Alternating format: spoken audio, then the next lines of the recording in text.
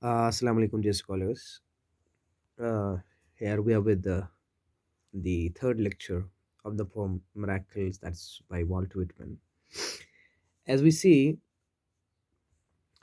the people generally wait for, miracles to happen. As I was telling you, if I could revise you something briefly, people generally wait for miracles to happen, okay? Because they consider them unexpected and supernatural events.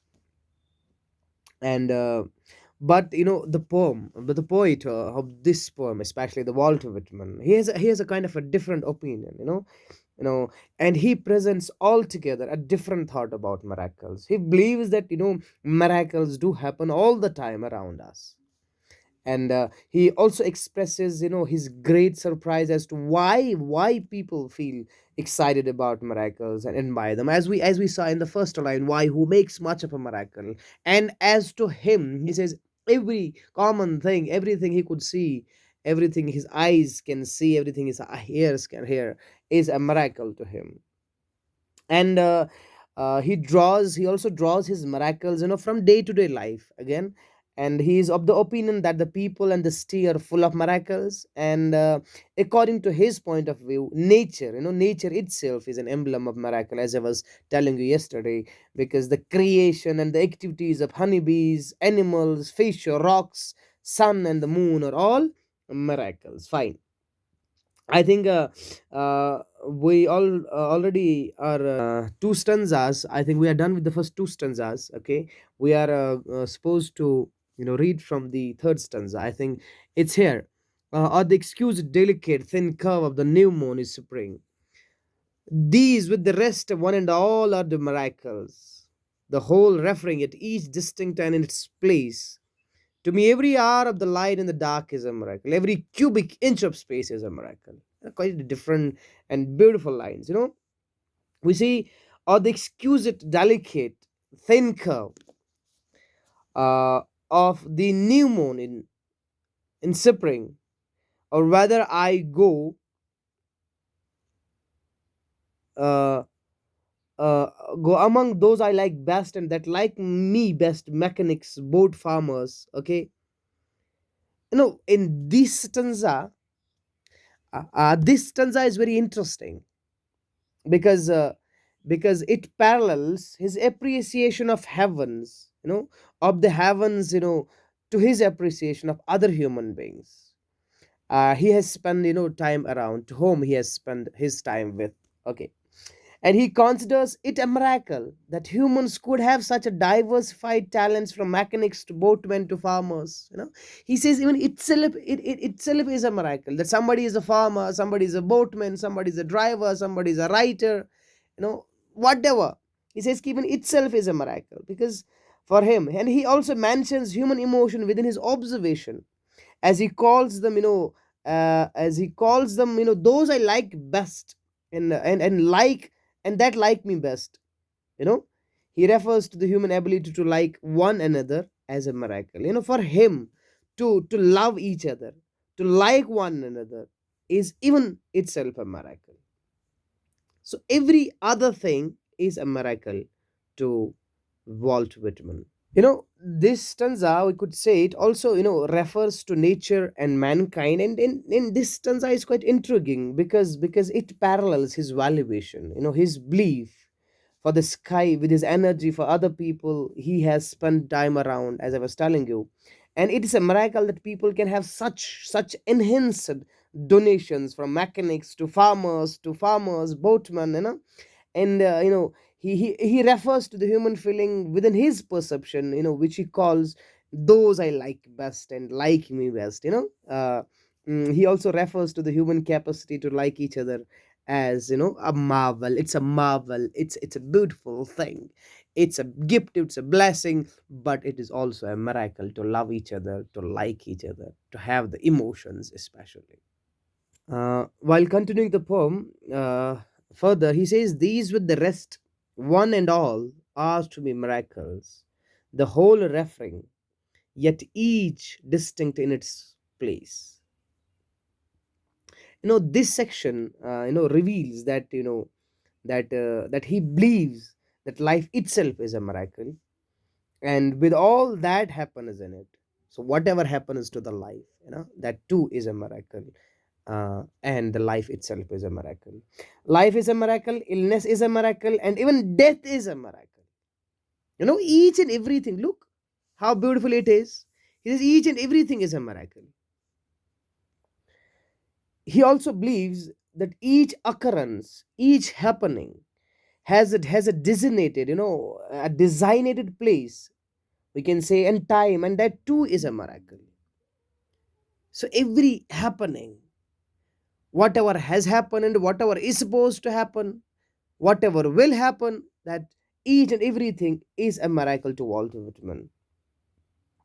And when he looks upon his own eyes and figures in the glass, he contemplates his own life. He wonders about himself, where he came from, his creator, and the gift of life he has been given. And all of this he considers is miracle. The birth of Whitman, he says, is a miracle.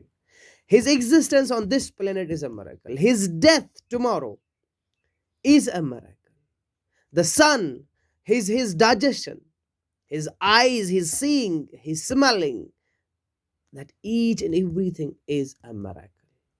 He said somebody being killed in an accident, that too is a miracle. Each and everything in nutshell. Further, he says, to me, every hour of the light and dark is a miracle. Every cubic inch of space is a miracle. Every square yard of the surface of the earth is spread with same. Every foot of the interior swaths with the same. You know, and in these lines, actually, that he expresses his belief that all creation, I mean, every inch of it speaks of Creator and is there for a miracle. Because whatever has been created is the creation, is the blessing of the Creator himself. So whenever I look at the mountain, it makes me remember the creator of this mountain, and ultimately the miracle. He specifically mentions that light and dark is a miracle. The dark, light and dark, Subah or Sham. Light and dark is a miracle. If you are sad in the life, that means it is a miracle. If you are happy in the life, that means it's a miracle for you. So you should accept each and everything in life, and you should learn to accept. You should learn to love. You should learn to be optimistic. You should learn to feel positive, because everything is a miracle. And I said he is specifically mentioning the light and the dark is a miracle, which is perhaps the result of his religious background as a Quaker, in which he was sure to have been taught that God spoke, "Let there be light." So, when God said that, "Let there be light," then let there be darkness. So that's a kind of a religious belief, the religious background the Whitman have, when he says that to him the light and dark is a miracle. It connotes, these lines refers to the religious belief of the Walt Whitman, because these lines makes us remember the lines of God Almighty, when he said, "Let there be light," or "Let there be darkness." We can say, we can also say in a different way that in these lines, he communicates his conviction, his belief that every last bit of a creation, talks about a maker, and is a miracle along these lines, as I was telling you. And he refers in particular to the fact that light and darkness is a miracle. As I was telling you, it's connotes the religious belief of the Walt Whitman. Here, as I was telling you, the religious background of the Walt Whitman. Walt Whitman has been uh, grown as a Quaker. Now, Quaker is actually a sect of uh, Christian, one of the sects of Christian people. And in this sector, and these kinds of people, Quakers actually, they have a belief that God enlivens in everything, and there is a light, within every person, by which he could observe, he could feel, and he could understand, he could see the God, and he could get connected with the God. Every person has that kind of a light within, and he's supposed to find that, like his Iqbal says, khudi ko kar buland itna ki har takdeer se pehle. So khudi, there is something inside the man, and by the help of that thing, he could find the certain existence of the God, and he could get connected, he could get closed with that God. So these are the kind of a Quakers, and they have this kind of a belief. And we see Walt Whitman, grew up as a Quaker, although in early years he did not, read every part of that religion. Otherwise, he tried to discover something, else for himself. And we see he regarded everything as a supernatural event, okay. And even and frequently referred to the possibility of a maker. Yet the general subject of quite a bit of his verse uncovers his respect for humankind and nature. Okay, fine. Okay, so this is the enough information about the Quakers. Coming back to the poem, he says to me the sea is a continual miracle. The fishes that swim, the rocks, the motion of the waves, the ships with man in them, what strangers miracles are there, you know now again, here he mentions humanity, and nature in one breath, in one word, in one statement. He was both as miracles. He ends his poem just as it began with a question. Now we see his poem begins with the question, who makes much of a miracle? Yeah, okay, what stranger miracles are, you know actually there. So we see. Now, as I told you, that this is how our poem actually, begins with the question and ends with the question. So, if we could, again briefly tell about the poem overall, if I could, give the overall overview of the poem, we could say, this again, so that before we end the poem, actually, we see that this poem has been written by Walt Whitman, and it's a kind of free verse, as we see, as I told you, that Whitman has been known as the father, and he is also known as the father of the free verse. Okay, fine. And we see that this poem, conveys us the message, that miracles are not unexpected and extraordinary events that we should feel excited about. Rather, in fact, they do happen every minute.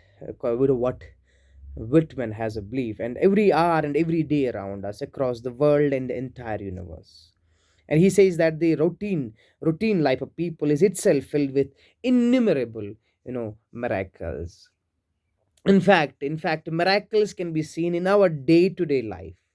And for him, walking down the streets of Manhattan or popular American city, is a miracle. He ponders, actually, he thinks over nature and says that the vast expanse of the sky, the soothing effect of the waves, the watching stars in the moonlit sky, standing under the shade of the trees, watching the activities of the honeybees during summer days, animals feeding themselves in fields, feeling the sun on our faces and observing the fine, thin, the curve actually of new moon in the spring. All these things to him are miracles.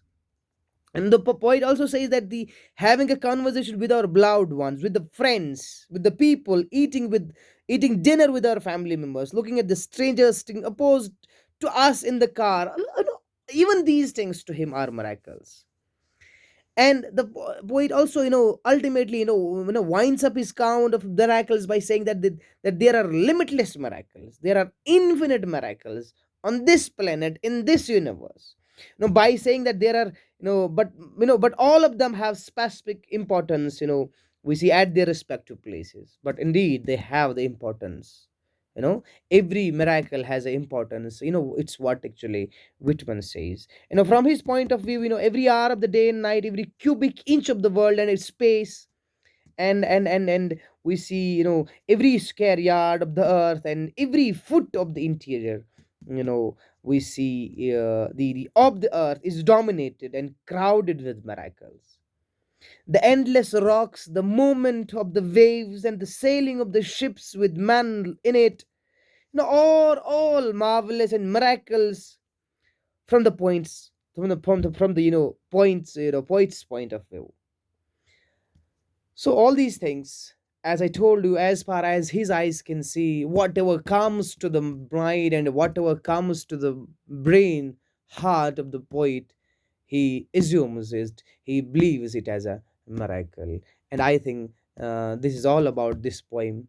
And I hope you have got the point. And still, if you have any confusion, you could contact me personally. Till then, tata, goodbye.